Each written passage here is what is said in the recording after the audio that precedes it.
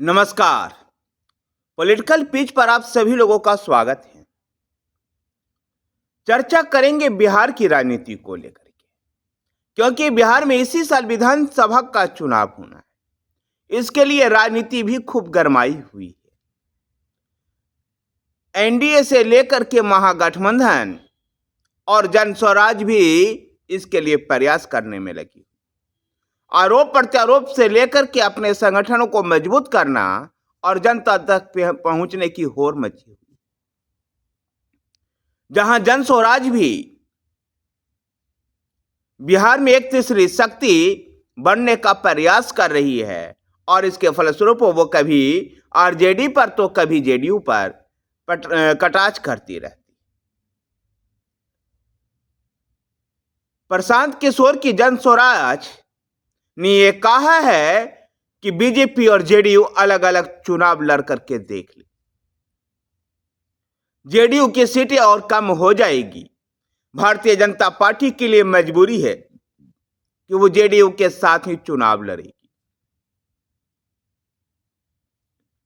तो आरजेडी पर माई बहन समान योजना को लेकर के भी प्रशांत किशोर ने तंज कसा था। गौरतलब है कि पिछले दिनों बिहार के पूर्व उप मुख्यमंत्री और नेता प्रतिपक्ष तेजस्वी यादव ने कर्पूरी ठाकुर के पुण्यतिथि के अवसर पर लालू प्रसाद यादव के लिए भी उन्होंने कहा था कि आज ये लोग लालू प्रसाद यादव को गाली देते हैं, कल ये भारत रत्न देने का नाटक भी करेंगे। कर्पूरी ठाकुर को लेकर याद करते हुए कहा कि उनके रहते हुए किस प्रकार से यही भाजपा के लोग उनको गालियां देते थे और आज भारत रत्न होने दी। इन सब के बीच में बिहार की राजनीति फिर से एक बार 90 के दशक के दौर में लौटते हुए दिखाई देती है, जहां पिछले दिनों तेली समाज को साधने को लेकर के रणविजय साहू के नेतृत्व में एक तेली हुंकार रैली हुई।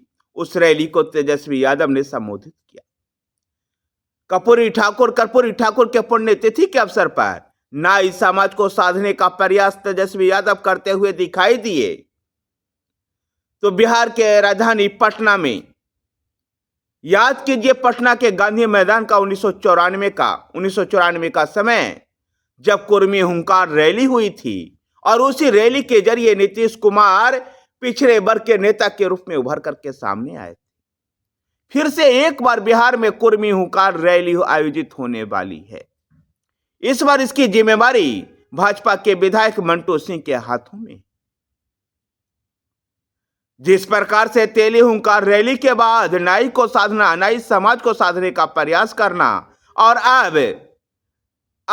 अब कुर्मी को साधने को लेकर के भाजपा के विधायक मंटू सिंह के द्वारा कुर्मी हुंकार रैली का आयोजित करना, इसके माध्यम से कुर्मी जाति के विभिन्न उपजातियां को साधने का प्रयास किया जाएगा।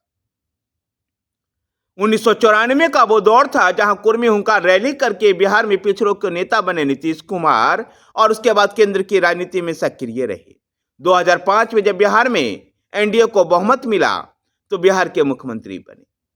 ऐसे में जिस प्रकार से जातीय रैलियों का जो एक दौर चल रहा है, इससे बिहार की राजनीति में एक बार फिर से जाति का मुद्दा हावी होता हुआ दिखाई दे रहा है। क्या बिहार में फिर से एक बार विकास का मुद्दा पीछे छूट जाएगा और जाति की राजनीति के दम पर बिहार में फिर से सत्ता के समीकरण बनेंगे? ऐसा दिखाई दे रहा है 2025 में भारतीय जनता पार्टी और जेडीयू मिलकर के चुनाव लड़ना चाहती है। जेडीयू के जो नए कार्यकारी अध्यक्ष संजय झा जॉर्ज फर्नांडिस की वाली भूमिका निभाते हुए नजर आ रहे हैं। न केवल संजय झा भाजपा के साथ जेडीयू के संबंधों को मजबूत कर रहे हैं, बल्कि उन्होंने यहां तक भी कहा है कि 225 सीट अगर एनडीए को जीतनी है तो एनडीए के तमाम कार्यकर्ता को, चाहे वो किसी भी पार्टी के हों, एनडीए के तमाम कार्यकर्ताओं को एक मंच पर आना होगा। और इसको लेकर कार्यकर्ता सम्मेलन और कार्यकर्ताओं में भी एकजुटता का उन्होंने संदेश दिया और इसके लेकर संजय झा प्रयास करते हुए भी दिखाई देते हैं। ठीक वही भूमिका जो 90 के दशक में जॉर्ज फर्नांडिस से समता पार्टी और बाद में जेडीयू में कर रहे थे। छोटे छोटे सहयोगी दलों के साथ बात करना, बड़े सहयोगी भाजपा के साथ बात करना, इन सब के साथ एक कोऑर्डिनेशन बना करके बिहार विधानसभा चुनाव की तैयारियों में व्यस्त हैं संजय झा। जहां नीतीश कुमार यात्रा निकाल करके जनता के बीच में जा रहे हैं, तो वहीं पर तमाम पार्टी के कार्यकर्ता और अपने सहयोगियों को संपर्क साध करके बिहार विधानसभा चुनाव जीतने को लेकर के चुनाव में जीत को सुनिश्चित करना चाह रहे हैं संजय झा। देखना दिलचस्प होगा कि बिहार विधानसभा का चुनाव 2025 में किसको बिहार की जनता सत्ता की बागडोर सौंपती है। धन्यवाद साथियों, वीडियो को लाइक कीजिए, शेयर कीजिए। हमारे साथ बने रहने के लिए हमारे चैनल पॉलिटिकल पेज को सब्सक्राइब कीजिए। धन्यवाद।